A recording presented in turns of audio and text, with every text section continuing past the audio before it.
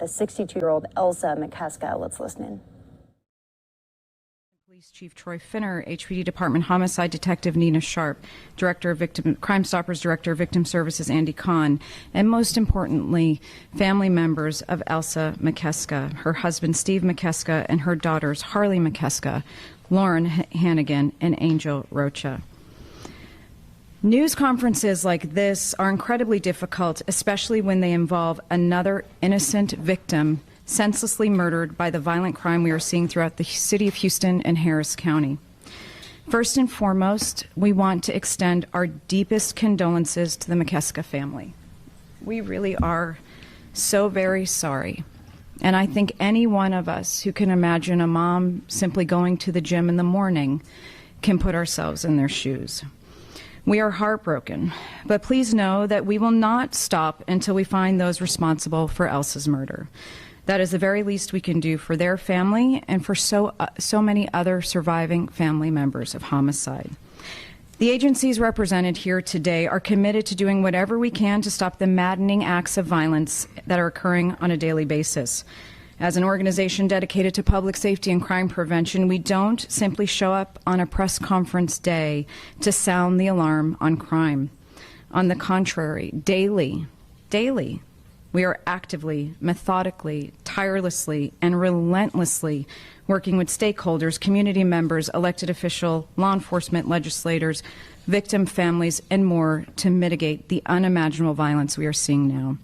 The shootings, the loss of life, the stories of people being followed home, the home invasions, the assault, the repeat offenders being released over and over and over again, only so they can reoffend over and over and over again. It's a perfect storm that's wreaking havoc on our community, and we are trying to use every tool to stop it. But we are joining others in asking, when does this stop? When does it stop? To say that the spike in crime is wholly tied to guns on the streets is unfair. To say that the spike in crime is wholly tied to COVID is unfair. And to ignore the impact of felony bond reform, quite honestly, is unfair. This determined multi-agency collaboration led by our Mayor Sylvester Turner, who I assure you calls us over and over and over again and is doing so much to ensure the safety of this city, along with his Chief Finner. They are working around the clock. But we need you, the community, to pay attention, please, and to get involved. Join us today by reporting any information regarding this case and any other unsolved case in the greater Houston area. Our tip line is open 24 hours a day, 7 days a week to take your tips 100% anonymously. We will never know who you are when you call us, and we will offer a cash reward, as you know. With that, I welcome Mayor Turner. Thank you, Mayor. Thank you, Rainey. And let me just say, let me thank you and Crime Stoppers for all that you all do on a daily basis to keep Houstonians safe. And I appreciate your partnership in today's announcement and other public safety initiatives as we move forward. I'm also pleased to be standing here this afternoon with Houston Police Chief Finner, and I appreciate so very much the family of Elsa Mikeska for being with us today. There are several things that we want to accomplish today. Number one, to show our support for this family and so many other families who have been the victims of senseless crime being committed in our city. To Steve Mikeska, Harley Mikeska, Lauren Hannigan, and Nicole Rocha, let me express on behalf of this entire city our condolences and our support for this family. We are not in their shoes, but certainly we can offer our condolences and our prayers and our support. We were all outraged, I know that I was, by Ms. Mikeska's tragic and senseless murder, and we stand in solidarity to find those individuals who are responsible for her death. Like others, I saw the video of Ms. Mikeska as she drove up to her gym, as she often did early in those morning hours. A vehicle with a couple of cowardly criminals pulled up beside her vehicle, and one or two suspects got out and shot and killed her. It was a heinous crime, and we certainly want to find the shooters and all those who were accomplices in this matter, get them arrested, tried in our court of law, and convicted. And that is why today I am announcing that I have raised an additional $10,000 to add to the existing $5,000 reward offered by Crime Stoppers Houston for information leading to the identification and arrest of this suspect. That makes the total reward to $15,000. Let me just say that it's important for all of us in this city to participate in the resolution of crimes. It's not just law enforcement, but all of us have a role to play. And I'm announcing today that along with other businesses, local business owners, that they have generously agreed to give even more to raise the reward amount to other crimes that have been committed in our city, those crimes that will be identified by HPD, and we will be adding to those to that amount as well on several other cases, even beyond this one. Someone out there knows something about what happened. Starting today, the enhanced reward in the Elsa Mikeska case is an opportunity and incentive for you to do the right thing, to pick up the phone and call Crime Stoppers Houston to help get these dangerous people off of our street before somebody else is victimized by them. Mrs. Mikeska was a wife and a mother, and she had many close friends who loved her dearly, and we know the reward cannot bring her back, but it is one way to support this family and to allow justice to come to this family as quickly as possible. This is one way to find the persons responsible for taking her life and permanently changing the lives of her family members and friends. There is way too much crime and gun violence in our city. It's not enough to say that it's happening all over our country. Quite frankly, our primary concern is what's happening right here in the city of Houston. And some of the homicides are related to family violence, others are linked to gangs and drugs or some other type of disturbance. But we want to use every available tool that we have in our toolbox to reduce and solve these crimes as quickly as possible. The circumstances for each murder may be different, but the crime rate is unacceptable and must come down. And we mourn the loss of all life and share the heartaches of the victims' loved ones. Violent crime is up, but we all have a responsibility to help to bring it down. And we certainly can do that in this particular case.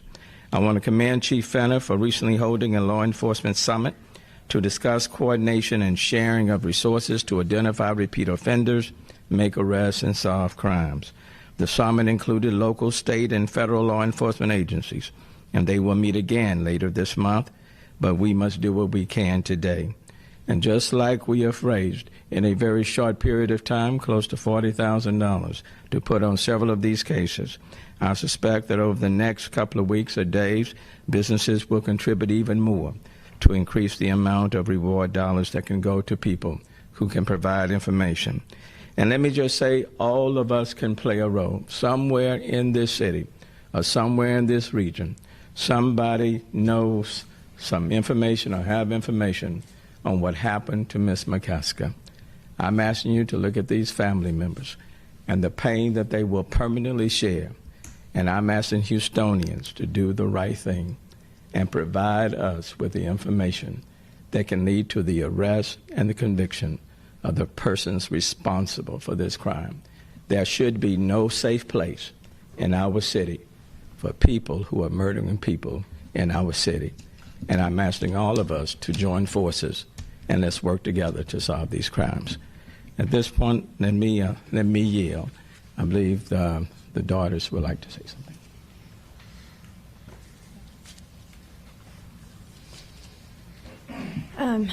I'm Lauren Harrigan, Elsa Mikeska's daughter. I want to start off by saying thank you to everybody in Houston, HPD, the mayor, the chief of police, Crime Stoppers, family, friends, and people that don't even know her have been so supportive of us, and we are so grateful.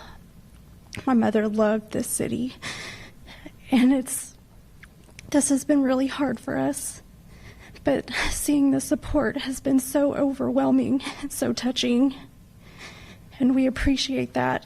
So please, if anybody knows anything, no matter how small it may be, please come forward. We need this. We need justice for my mother.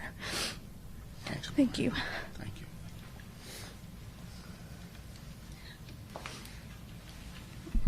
I just ask that to the people who know these people. Imagine it being your mom or your wife or your sister, your cousin. Doesn't matter. Imagine it being someone you know and love. Please come forward because it's what you would want. She didn't deserve this. Please help. Anything. It doesn't matter how small, how minor. It all helps. So please come forward. Someone knows something. Thank you. I just want to say that my mother had a lot of life left in her. She was not your average 62-year-old woman. She was really active and really healthy and did everything that she could to live a long, active life, to be with us. And that was taken from us. She has grandchildren and great-grandchildren, and some of them will never know how fun she was or how good she was. Of course, we'll tell them, but it's different to experience it firsthand. So if you know something, please come forward. Our family needs this. Thank you.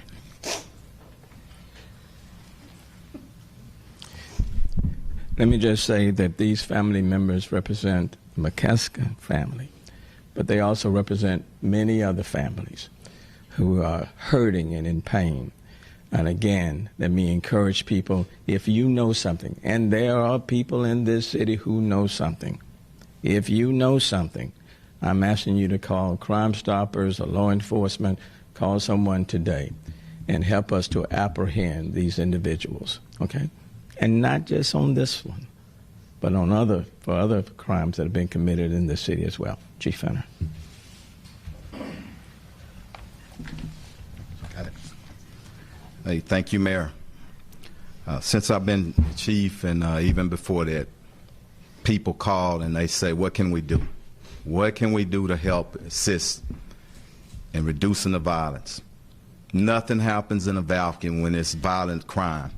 Somebody out there knows something. I need all Houstonians to step up and bring forth some information where we can give this family, and you heard from them, and you see the pain. The mayor and I had an opportunity to speak with them before we came in. This was a mother, a grandmother, and a sister, a beloved member of our community that did one thing that morning, got up and went to her gym where she goes all the time to work out. She shouldn't have lost her life. And as your chief, as the mayor has stated, and everybody else up here on this team, we're not going to stand by and let them win. We will get them in custody. And I think it's the right thing to do. So I'm asking Thursday, June 17th, we have had some tips coming in, but not the one we need them. Bring them in. Thank you, Crime Stoppers, for all that you do. I want to show a video. I know some have seen it before, but I just want us to look at this, and every news team that's here, put it out there. And if anybody, any of our great citizens see this footage or heard anything, call Crime Stoppers or call our homicide division. There isn't a reward.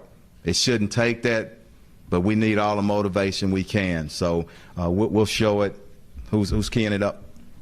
Thank you.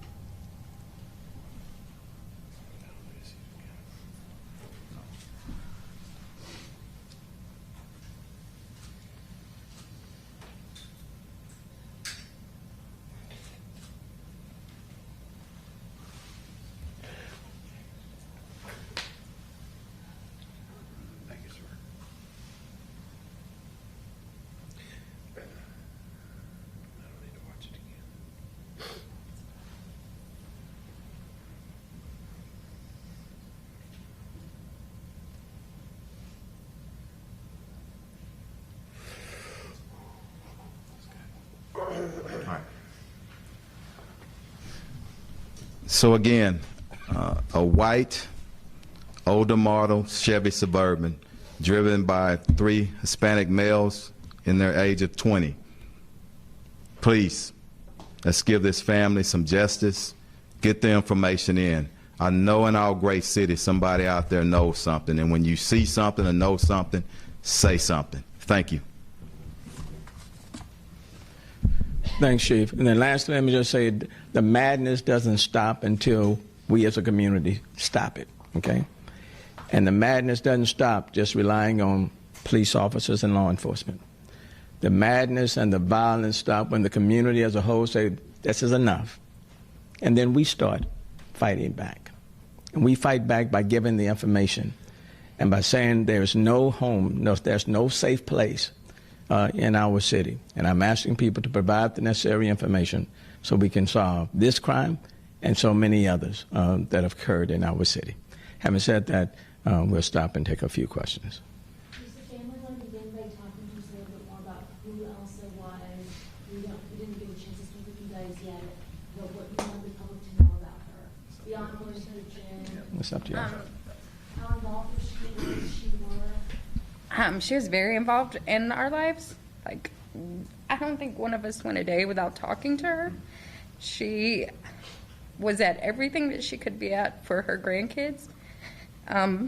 Even I moved to Iowa, and that's where I live. But we would FaceTime baseball games and football games. Anything my kids did, she was on FaceTime watching. She was just very healthy and happy and fit and loved life and loved Houston sports. Like, she was a Texans season ticket holder, like, through all the bad, and she loved the good. I mean, she was diehard. She didn't give up on her team, like, at all. She didn't give up on anything, honestly. Like, it didn't matter what we did or how things were going. She was always, always there for us. And, I mean, we couldn't have asked for a better mother or grandmother or great-grandmother. I mean, she really was the best. She never met a stranger. She would talk to anyone. She liked everyone, and everyone liked her. My sister texted me really late one night and was like, wow, Mom really had a lot of friends.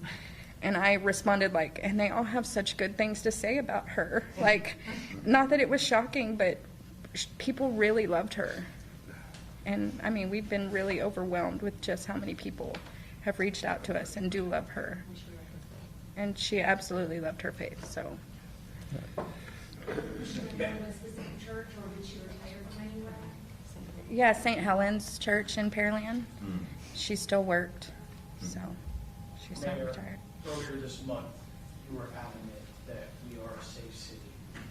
Today, the homicide total sits at 222, 42% higher than last year, a record year for this century.